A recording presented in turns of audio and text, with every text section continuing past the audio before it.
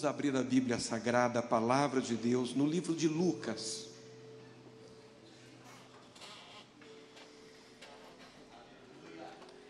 Capítulo de número 17, do Evangelho de Jesus Cristo, segundo escreveu São Lucas, a partir do versículo de número 11.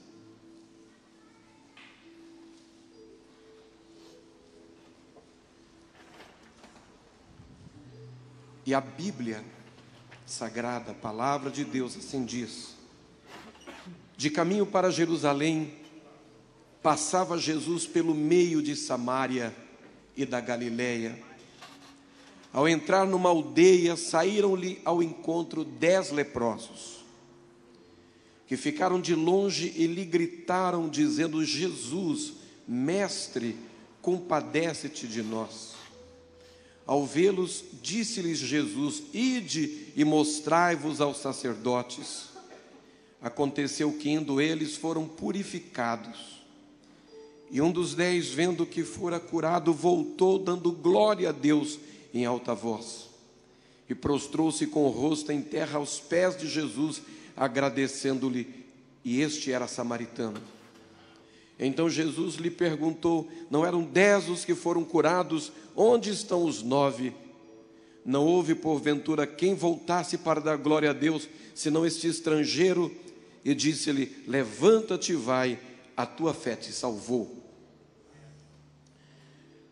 Amados irmãos e amigos, a Bíblia Sagrada diz que, indo a Jerusalém, Jesus escolheu o caminho que o levou a passar no meio de 2 pequenas cidades, de 2 aldeias. E numa determinada aldeia, que o Espírito Santo, de maneira tão delicada, tão elegante, não revela o seu nome, saem ao encontro de Jesus 10 dos cidadãos que ali viviam. Eles foram o cartão de visita da cidade,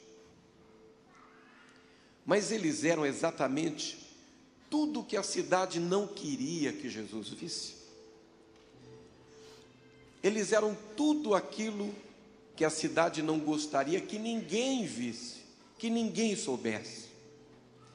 Eles representavam aquilo que, se fosse possível, se esconderia, se colocaria atrás da porta, embaixo do tapete. Eles não eram exatamente as virtudes da cidade.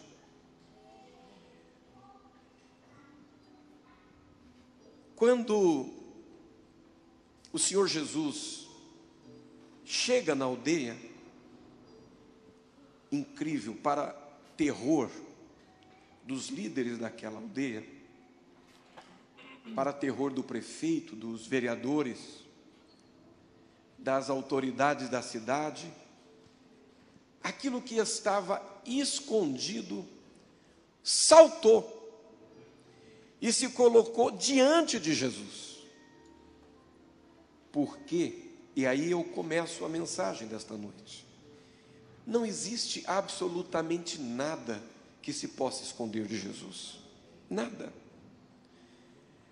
Ele ouve tudo. Ele enxerga tudo. Ele conhece tudo. Ele sabe de tudo. Jesus me conhece melhor do que eu mesmo me conheço. Ele conhece cada um de nós melhor do que nós pensamos que conhecemos. Ele conhece você melhor do que o seu cônjuge. E incrível, quando eu digo que Ele nos conhece, eu digo que quando Ele nos escolheu, porque Ele disse: não foram vocês quem escolheram a mim, mas fui eu quem escolhi a vocês, para que vades e deis fruto, e o vosso fruto permaneça. Mas quando eu digo que Ele me conhece, eu admito que Ele me conhece, eu estou também admitindo que Ele conhece as minhas sombras, Ele conhece os meus fantasmas interiores, Ele conhece as minhas deformidades, Ele sabe absolutamente tudo que eu tenho, e que se eu pudesse, eu esconderia dEle, eu esconderia de Deus. Se eu pudesse, eu passaria pela vida escondendo de todos, porque a partir de mim, talvez mais do que eu, talvez mais do que uma, talvez mais do que duas pessoas, vivam a luta que o apóstolo Paulo vivia. E ele não era o único, ele fazia parte de uma galeria de homens, onde ele figurava. Mas ele disse: eu luto, eu esmurro o meu próprio corpo até reduzi-lo à servidão. Em outra parte ele diz: miserável homem que sou, quem me livrará do corpo dessa morte? Paulo faz questão de, com muita sinceridade, reconhecer que dentro dele havia uma guerra, havia uma luta, haviam duas naturezas que estavam conflitando diuturnamente.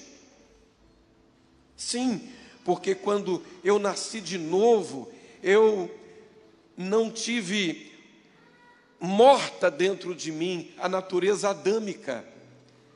Eu ganhei uma nova natureza, a natureza de Cristo. E a natureza de Cristo subjugou a natureza adâmica. Mas ela, todos os dias, todos os momentos, ela está se rebelando e querendo insurgir-se e querendo dominar a minha mente, inspirar meus movimentos, propor as minhas reações. E quando eu tenho vitória sobre ela, na verdade não porque eu seja um campeão nessa luta renhida que eu travo contra o velho Adão dentro de mim, mas por causa da graça que me põe de pé. É Paulo que ora ao Senhor e diz 3 vezes: tira de mim, Senhor, o espinho da minha carne, porque vinha um mensageiro de Satanás esbofeteá-lo. E não sou eu quem estou dizendo, é a Bíblia, foi o apóstolo Paulo. E eu não estou falando de um Roberto de Lucena, que é o quê? Não é nada. Estou falando do grande apóstolo Paulo, que diz: vem o mensageiro do diabo, me esbofeteia, e eu pedi ao Senhor que tire de mim o espinho da carne. Ele disse: Paulo, deixa o espinhozinho aí, a minha graça te basta, o meu poder se aperfeiçoa na sua fraqueza.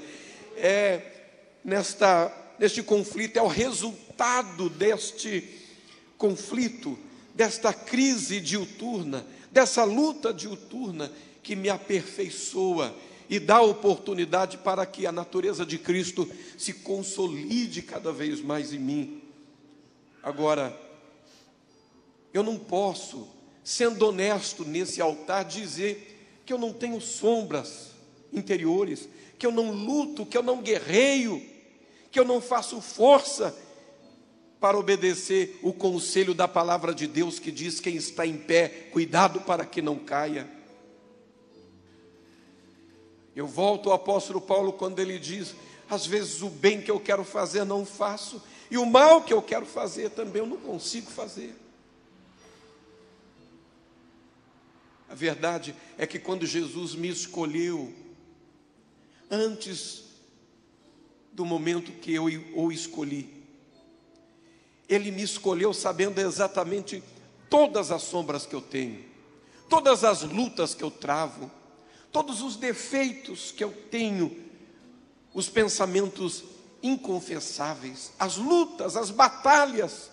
E apesar da minha fraqueza, das minhas limitações, das minhas fragilidades, Ele me amou ao ponto de me escolher e ter deitado e morrido na cruz do Calvário, porque Ele tinha em mente o seguinte, de que a escolha dEle em relação à minha vida não foi pelo que eu sou e nem pelo que eu fui. Essa escolha do Salvador não é a escolha do currículo.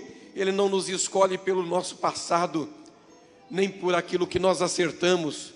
Ele nos escolhe pelo nosso futuro, por aquilo que Ele pode e fará na nossa vida, por aquilo que Ele produzirá na nossa vida. Por isso que eu preciso entender a cabeça de Satanás, que se levanta, que é opositor, que guerreia, mas que não luta contra mim por causa do meu passado, porque o meu passado está fora do seu alcance. Quando ele se levanta como uma potência espiritual para me resistir, para me enfrentar, para tentar me anular, ele o faz por causa do futuro, porque ele identificou no mundo espiritual que Deus tem um propósito para o meu futuro, na minha vida, maior do que aquele que eu imagino. E o maior propósito de Deus não é aquilo que Ele fará por mim, mas é aquilo que Ele fará em mim, é transformar-me à imagem do Seu Filho e manifestar em mim a Sua graça e a glória de Deus, que é a revelação de Jesus. Agora veja, incrível, aquilo que a cidade queria esconder de Jesus, na medida que Jesus se aproxima, começa a saltar diante de Jesus, se mostrar a Jesus. Eles não podiam estar ali. A lei dizia que eles tinham que estar segregados. Eu não sei porquê, não sei como, estavam no meio da cidade. O leproso tinha que viver isolado. Por algum motivo, alguém consentiu. Por algum motivo, a cidade tolerou. Mas quando Jesus chega, eles não aguentam. Eles saem do esconderijo e se apresentam a Jesus. E interessante, eles sabiam exatamente quem ele era, porque de longe dizem Jesus, conheciam o seu nome, a sua fama, dizem mestre, sabiam que ele tinha a revelação de Deus, ensinamentos, e eles fazem uma oração: compadece-te de nós. Eles não querem se explicar, eles não tentam explicar nada para Jesus. E aí a pessoa já ganha ponto. Aí a pessoa já adianta o processo da cura, da restauração.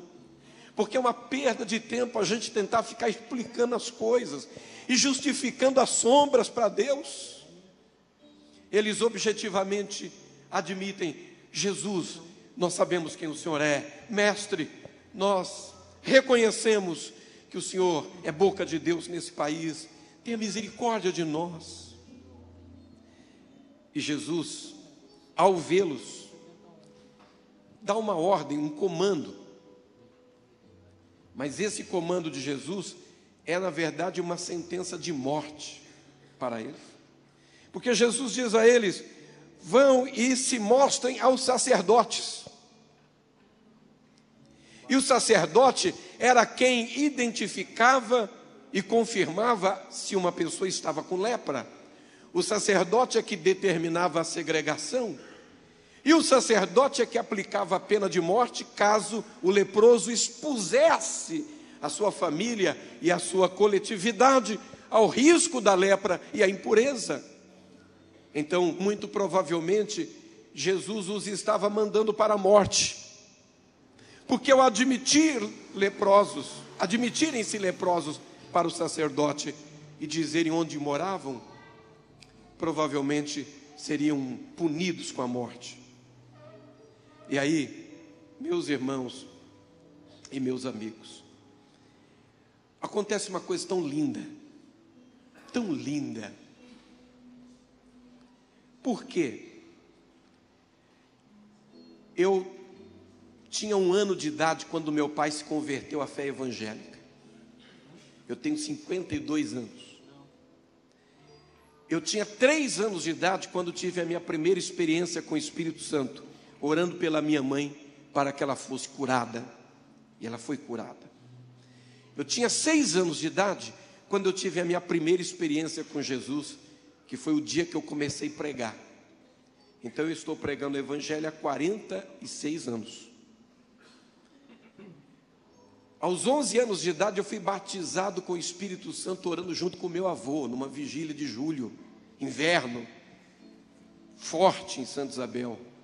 E logo naquela semana seguinte fui batizado nas águas, aos 11 anos.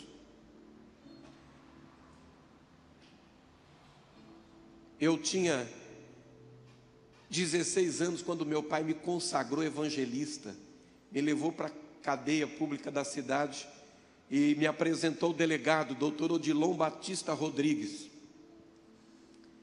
Quando me apresentou, disse ao delegado: doutor delegado, esse é o meu filho, ele é evangelista, ele morre de vontade de pregar aqui na cadeia. Eu olhei para o meu pai, eu não sabia que eu morria de vontade de pregar lá.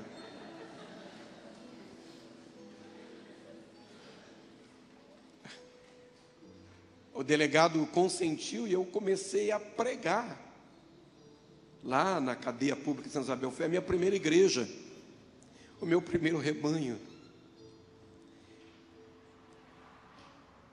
Eu me lembro que no primeiro culto que eu fiz, quando eu tinha 16 anos, primeiro culto,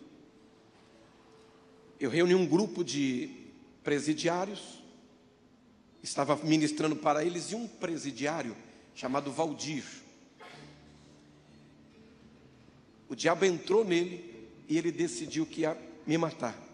Ele escondeu um estilete nas costas, atrás das costas, e veio se aproximando. E isso que aconteceu não acontece comigo toda hora, mas aconteceu aquele dia. Eu virei para ele e disse: Valdir, Jesus manda dizer que ele ama você. Valdir vai caminhando de marcha ré até chegar na parede, ele cai sentado e ele esconde ali aquele estilete. Eu continuo pregando, o Valdir fica endemoniado. Eu vou, ministro sobre ele, liberto em nome de Jesus, trago para o culto, ele aceita Jesus. Eu começo um trabalho de alfabetização na cadeia. Então, alguns meses depois, eu estou na sala de aula com eles, estou alfabetizando. Então não é um culto, não estou pregando, não tem ninguém orando, mas no meio daquela aula, o Valdir é batizado com o Espírito Santo. E ele se tornou um cooperador. Eu, um ano e pouco depois, já me preparando para me casar, eu tive que deixar aquele trabalho. E quem continuou o trabalho? O Valdir. Se tornou pastor daquele rebanhozinho. E lá na cidade que eu nasci, cresci, Santa Isabel, na minha infância tinha um garoto que tinha a minha idade. Mas enquanto eu comecei a pregar aos 6 anos, a diversão dele era passar em frente à igreja, jogar pedra na igreja, jogar bombinha, para as irmãs se assustarem. Os obreiros saíam correndo atrás dele, nunca ninguém pegou. Um dia eu comecei a pregar para esse moço Nivaldo, essa criança, e ele disse assim para mim: nunca mais prega para mim, porque o dia que você pregar, eu vou quebrar você. Eu não preguei mais para ele. Nós crescemos, eu me tornei um pregador do Evangelho, o Nivaldo um traficante. E exatamente nesse período o Nivaldo foi preso, foi levado para essa cadeia. E quando ele chega na cadeia, colocado na cela de quem? Do Valdir. E aí o Valdir começa: Jesus de manhã, Jesus à tarde, Jesus à noite, Jesus de manhã, Jesus à tarde, Jesus à noite, Jesus de manhã, Jesus à tarde, Jesus à noite. Até o Nivaldo dizer o seguinte para ele: Valdir, você vai parar de pregar para mim? Porque senão não durma. O dia que você dormir, eu te mato. E o Valdir parou de pregar para ele. Tem uma tentativa de fuga. E os presos são recapturados. E é feito um corredor de oração pelos policiais. Eles pegam os cacetetes, eles vão orar e vão ungir aqueles meninos que deram trabalho. E o Nivaldo foi muito ungido. E depois de ungido, abriram a cela forte, ele nu, molharam o chão, colocaram ele lá dentro. É a mês de julho, inverno. E estava quase amanhecendo o dia quando o Paulão, um carcereiro desse tamanho, foi à cela do Valdir e disse: Valdir, vai lá ver o que está acontecendo com o seu irmão, porque eu acho que ungiram muito ele. Ele está falando dos negócios que a gente não entende. Valdir foi, quando abriu a cela, Nivaldo estava de joelhos, orando em línguas. E depois ele vem a contar o seguinte, que ele, todo ungido, ele ora e diz assim: Jesus dos crentes, se o que o Valdir me falou é verdade, o Senhor tem um plano na minha vida, resolve a minha vida hoje. Ou o Senhor me salva hoje, ou me entrega logo para o diabo de uma vez. E ele conta que entrou uma luz tremenda na cela forte. E aquela luz entrou nele. E ele começou a orar, e foi batizado com o Espírito Santo. E se tornou companheiro do Valdir, evangelizando os outros presos. Uns 2 anos depois, o Valdir saiu, se casou com a minha prima. Hoje ele é um diácono, é meu primo. O Nivaldo saiu de lá, se tornou um obreiro, se preparou e se tornou um pastor. Meu filho na fé, hoje ele é vereador lá em Santa Isabel. Aos 20 anos, irmãos, eu fui ordenado pastor, faz 32 anos. E nesse tempo todo, desde criança pregando o evangelho, eu já ouvi tanta gente falar mal desses 9 leprosos. Mas eu também não posso condenar, porque eu também falei muito mal deles. Tanto mal desses 9 leprosos, que a gente beatifica o que voltou, e a gente põe na frigideira os 9. Porque os 9 não voltaram. Mas esses dias eu estava orando essa palavra com o Espírito Santo, e fiquei fã desses leprosos. Por que eu fiquei fã? Porque aqui nesse texto, em nenhum lugar tem fé envolvida em relação à cura da lepra. Não existe fé. Jesus não diz para eles: vocês vão para o sacerdote e vocês vão ser curados no meio do caminho.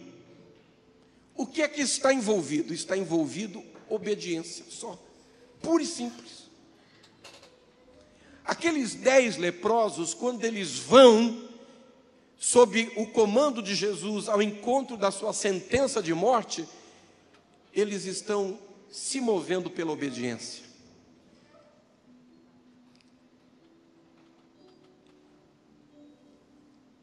E quando eles estão andando na obediência, incrível o que acontece, extraordinário.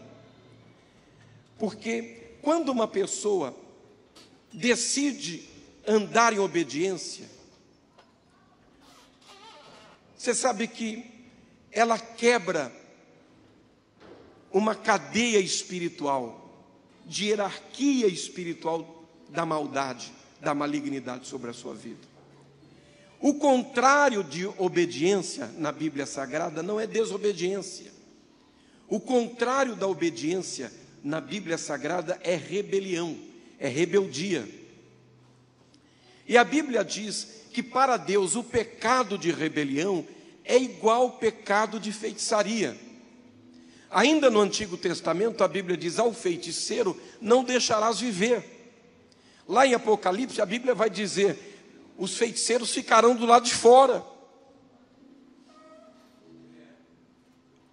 Há um princípio que é o eixo do reino de Deus, que é o princípio da obediência. A todos nós, Deus nos dotou do livre-arbítrio. Ele veio no kit de fabricação. Mas aquela pessoa que entra no reino de Deus, ele não se move com livre-arbítrio no reino de Deus. Por quê?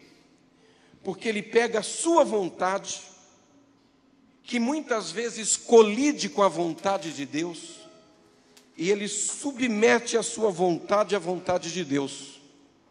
Quando a vontade dele e a vontade de Deus não coincidem, elas colidem, ele diz: Senhor, eu renuncio o meu livre-arbítrio para fazer a tua vontade. Ora, quando você olha para Jesus atrás da pedra no Getsemani, Jesus suando sangue, pesadas e grandes gotas de sangue, o que ele faz?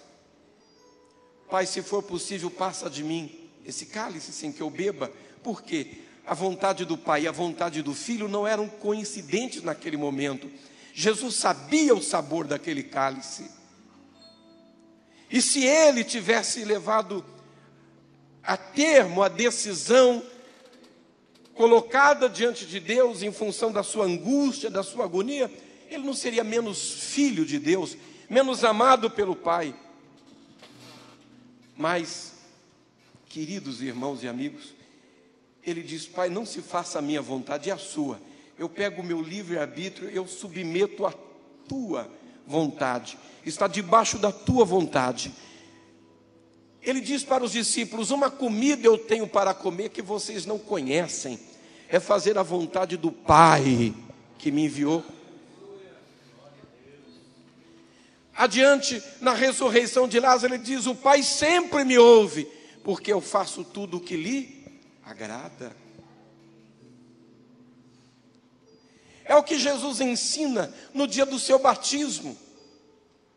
No dia do batismo de Jesus, ele vai para a igreja do seu primo, do pastor João Batista. João Batista é um pastor diferente de todos os pastores que eu conheço. Porque ele foi abrir uma igreja, e ele abriu uma igreja longe de todo mundo. Quando a gente vai, aqui nós estamos no coração da cidade, que é uma visão estratégica. João Batista foi diferente, ele falou assim: ó, eu vou abrir uma igreja, eu vou lá no meio do nada, eu não preciso ganhar ninguém, salvar ninguém, eu só preciso pregar, eu sou a voz que clama no deserto. Aí ele vai no meio do deserto, senta no meio das pedras e começa a pregar para as pedras: arrependei-vos, raça de víbora, crede no Evangelho. Tá? E ele estava cumprindo o seu papel. Qual era o seu papel? Ser a voz que clama no deserto. O Espírito Santo é que pega as pessoas lá na cidade e fala assim: ó, eu preciso levar essa pessoa para ouvir o que o João Batista tem para falar, porque o que ele tem para falar vai mudar a vida dessa pessoa. E começa aí, vai um, vai dois, daqui a pouco é uma igrejona no deserto, e o João Batista só tinha uma mensagem: raça de víbora. Segunda-feira, raça de víbora. Terça-feira, raça de víbora. Quarta-feira, raça de víbora. Quinta, raça de... Todo dia, todo culto era isso. A primeira vez que João Batista prega uma mensagem diferente, ele parou a mensagem que estava pregando e falou: hoje eu tenho uma mensagem nova. Presta atenção. Ele está chegando. Eu vos batizo com água para arrependimento, mas após mim vem outro, que vos batizará com o Espírito Santo e com fogo. Ele tem na sua mão uma pá, vai limpar a eira e a palha vai lançar no fogo. E eu não sou digno de desatar as alparcas das suas sandálias. Foi uma mensagem nova, impactou e marcou todo mundo. Todo mundo foi para casa dizendo: nós nunca ouvimos essa mensagem na nossa igreja, uma novidade. É por isso que quando João está fazendo o culto e vai começar o batismo, o povo se choca quando ele interrompe o culto e fala: ele chegou! Ele quem, João? Ele! Abre o corredor, deixa ele passar. Ele quem? O Cordeiro de Deus que tira o pecado do mundo. Jesus vai entrando, eles vão se afastando, Jesus entrando, chega para João: Pai João, Pai Jesus, o senhor veio assumir o culto? O senhor quer assumir o culto? O senhor, meu presidente, não, João, continua o culto. O senhor quer pregar hoje? Não, João, prega você. O senhor veio aqui me batizar? Não, João, eu vim aqui para ser batizado. O senhor, não posso lhe batizar, o senhor que tem que me batizar, e não sou eu quem tenho que lhe batizar. Jesus diz ele: João, vamos fazer conforme está na palavra, conforme diz as Escrituras. Vamos obedecer. Por quê? Porque a obediência quebra um princípio de rebelião. O poder da obediência nos libera da influência maligna. Que influência maligna é essa? Qual foi o primeiro rebelde? O primeiro rebelde é Lúcifer, querubim ungido, que lá em Ezequiel, a Bíblia Sagrada diz que era a medida de aferição, era a medida com que Deus media a beleza da sua criação, a perfeição da sua criação, e disse sobre ele: perfeito eras em todos os teus caminhos, até que se achou iniquidade em ti. Mas no reino de Deus, como ninguém tem como se mover por vontade própria, como é que funciona o reino de Deus? É a mente do Espírito Santo quem dirige as coisas no reino. O Espírito Santo é o regente do reino. A sala do trono é um lugar de movimento, é um lugar vivo. E ali a Bíblia diz, tem roda dentro de roda, criaturas, seres, todos se movem de acordo com a mente do Espírito. Quando o Espírito Santo quer que eles subam, sobem, quer que eles desçam, eles descem, quer que eles entram, eles entram, quer que eles saiam, até que um dia, Lúcifer, que era um querubim ungido, que fazia parte das engrenagens do reino de Deus, decidiu fazer o quê? Agir com autonomia, e ele decidiu subir sozinho. Ele diz, eu vou subir e vou estabelecer um trono ao lado do trono do Altíssimo. E a Bíblia diz que do jeito que ele subiu, ele desceu. Deus o lançou para o abismo. Ele carrega consigo, no efeito da sua rebelião, 1/3 dos anjos dos céus. E se cria uma outra hierarquia espiritual no universo. Hierarquia sob a qual Adão se colocou no jardim do Éden, quando desobedeceu a Deus. Imagine você, Deus plantou mais de 20 mil tipos de árvore frutífera e diz para Adão, Adão, é só essa daqui que você não pode comer. Mas qual era o sentido disso? O sentido disso era colocar Adão debaixo da cadeia de autoridade, da hierarquia do reino de Deus. A obediência fazia dele um filho, um obediente, fazia dele parte do reino. E quando ele quebra esse princípio, quando ele desobedece a Deus, ele entra debaixo de outra cadeia de autoridade, de outra hierarquia espiritual, e ele passa a reproduzir, a repercutir nele os traços da paternidade que ele admitiu na vida dele. Porque a paternidade do rebelde é a paternidade de Lúcifer. É por isso que Jesus, depois de batizado, atrai o Pai. O Espírito Santo vem sobre ele e pousa na forma de uma pomba. O Pai vem por trás de uma nuvem e diz, este é o meu Filho amado, em quem eu tenho alegria. Porque a obediência no reino de Deus produz alegria no coração do Pai. Toda vez que você obedece a Deus, obedece a palavra de Deus, você está se submetendo à hierarquia da autoridade espiritual, da autoridade de Deus. Toda vez que você se submete ao Espírito Santo, esta é a palavra que o Pai diz a seu respeito, é a minha filha amada, em quem eu tenho alegria, é o meu filho amado, em quem eu me comprazo. Esses leprosos, eles se colocam debaixo desta hierarquia de autoridade, de obediência ao comando de Deus, quando eles correm o risco de morte, indo se encontrar com o sacerdote. Mas no meio do caminho, um deles faltava uma orelha, o outro faltava as duas, o outro tinha um buraco no rosto, o outro não tinha o nariz, o outro faltava um pedaço do queixo, o outro não tinha os dedos das mãos, carcomidos, leprosos. Mas andando na obediência, eu repito, não tem fé envolvida, tem obediência. Andando na obediência, no meio do caminho, um começa a olhar para o outro e diz, eu nem te conto, você está com orelha. O outro diz, o seu nariz está aí no lugar. O outro fala, olha, o buraco do seu rosto fechou. Eles param, começam a olhar, os dedos nasceram onde não tinham. A pele foi restaurada.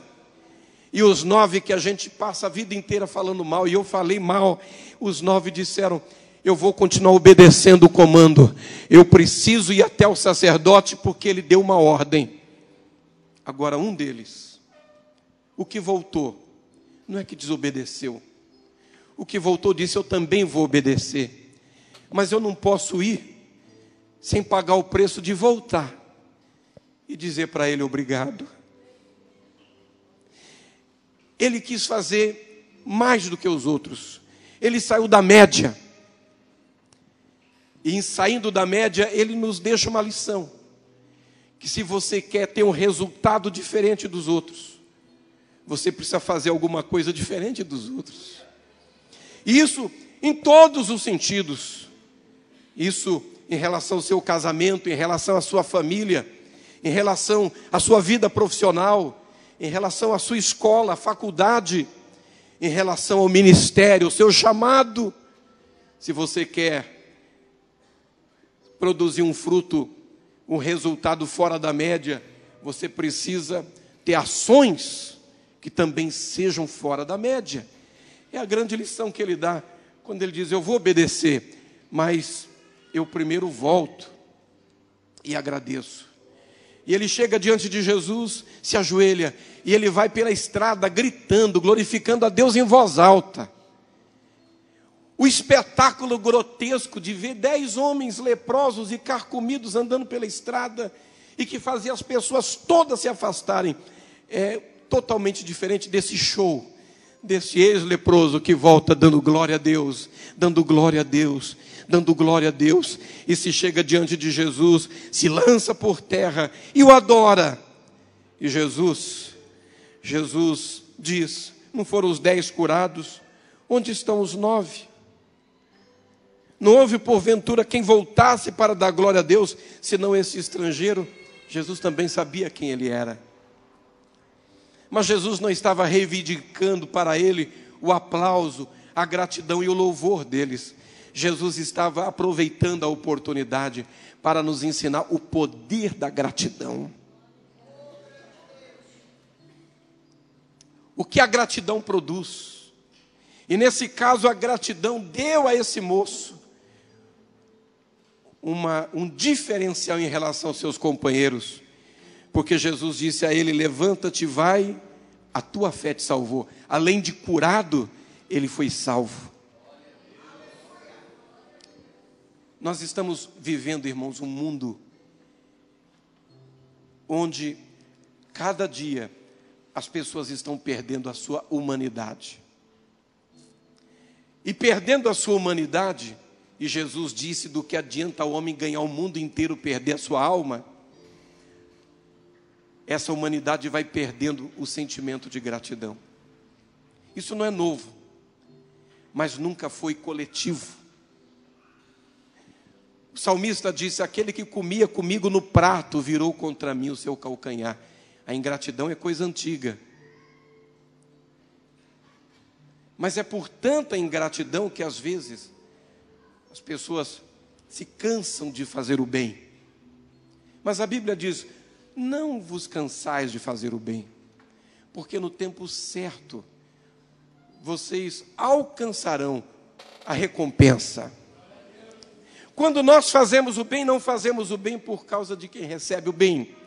Nós fazemos o bem porque não dá para não fazer, quando nós somos possuídos pela natureza de Cristo, de Deus em Cristo. E o caminho para terminar essa palavra: esses 9 leprosos, eles continuam, eles chegam ao sacerdote, eles cumprem a ordem de Jesus. E quando eu leio esse texto, eu não tenho como não ficar mais apaixonado por Jesus. Não tenho como. Meus irmãos, eu sou um fã de Jesus. Fã de Jesus. Nesse texto eu sou fã do Espírito Santo, que elegantemente omitiu o nome da cidade. Eu sou fã desses 10 leprosos que obedeceram, mesmo sem fé, mas obedeceram. E obedecer sem fé é muito difícil. Sou fã deles porque eles vão em rota de colisão com a sua sentença de morte pela autoridade de Jesus. Sou fã do que voltou, porque voltou para ser grato. Ele fez o que os outros não fizeram. Mas eu sou fã de Jesus. Eu sou fã de Jesus porque ele dá significado para o insignificante. Ele dá valor para aquele que não tem valor algum. Porque ele enxerga em cada pessoa aquilo que nem mesmo a pessoa enxerga. Eu sou fã de Jesus porque ele tem a capacidade de fazer com que toda pessoa se sinta especial quando chega perto dele. É a Maria Madalena que está em agonia porque vai ser morta. Ele diz aos julgadores: quem não tem pecado, atire a primeira pedra. Eles vão se retirando. Ele pergunta: mulher, onde estão os teus acusadores? Ela diz: foram embora. Ninguém mais te acusa, não, nem eu. Vai em paz, não peques mais. E ela vai dar meia volta e nunca mais sai de perto de Jesus. Ninguém que chega perto de Jesus consegue deixar de se sentir especial. É Zaqueu que sobe na figueira brava e se esconde. E Jesus passa embaixo, na esquina de Jericó, e diz: Zaqueu, desce depressa, porque hoje me convém pousar em sua casa. Zaqueu, acostumado a ser maltratado, porque ele era tido como um traidor dos judeus, desce, abraça Jesus gostoso. E a Bíblia diz que ele abraça Jesus e leva Jesus para a casa dele. Olha que tremendo. Até o ladrão na cruz, horas antes de morrer, um dos dois ladrões ao lado de Jesus se sente especial e diz: Senhor, lembra-te de mim quando entrares no teu reino. E Jesus diz: hoje mesmo estarás comigo no meu reino. Não tem como quem chegar perto de Jesus não se sentir especial. E esta é uma das orações que eu faço a Deus hoje, que Ele nos dê a graça, como igreja da cidade, de fazer com que as pessoas que se relacionam com a igreja se sintam especiais. Que Ele nos dê a graça de, como servos de Deus, servos do Senhor, na nossa casa, na nossa família, nas nossas relações, promovemos esse sentimento em cada pessoa, na relação de trabalho, patrão, empregado, sócio, cliente, fornecedor, vizinhos, concidadãos, que nós tenhamos a graça de fazermos com que as pessoas se sintam especiais quando estão perto de nós. Ele tem o poder de mudar a história, ele tem o poder de mudar o destino, ele tem o poder de entrar na história de 10 homens leprosos e com destino muito ruim, e fazer desses 10 homens 10 histórias novas, lindas, perfeitas. E esse Jesus que eu sou fã, Ele é Deus, Ele é 100% Deus. E enquanto na terra era 100% Deus e 100% homem, se Jesus não fosse Deus, eu seria fã do mesmo jeito, e seria cristão da mesma forma. E seria cristão porque eu nunca conheci na história ninguém como Ele. Jesus, dos filhos, Ele é o exemplo de filho. De irmãos, Ele é o exemplo de irmão. Ele é exemplo de amigo. Ele é exemplo de homem de fé. O exemplo de ovelha. Ele é exemplo de pastor. Aliás, Ele é o bom pastor. Ele é o exemplo de cidadão. Em todas as áreas, Jesus é 100%. Em todas as áreas, Jesus é excelente. Ninguém amou como Jesus. Ninguém perdoou como Jesus. Ninguém ajudou como Jesus. Ninguém serviu como Jesus. Ninguém influenciou para o bem mais pessoas do que Jesus. Ele é extraordinário. Mas Ele não é apenas o homem perfeito.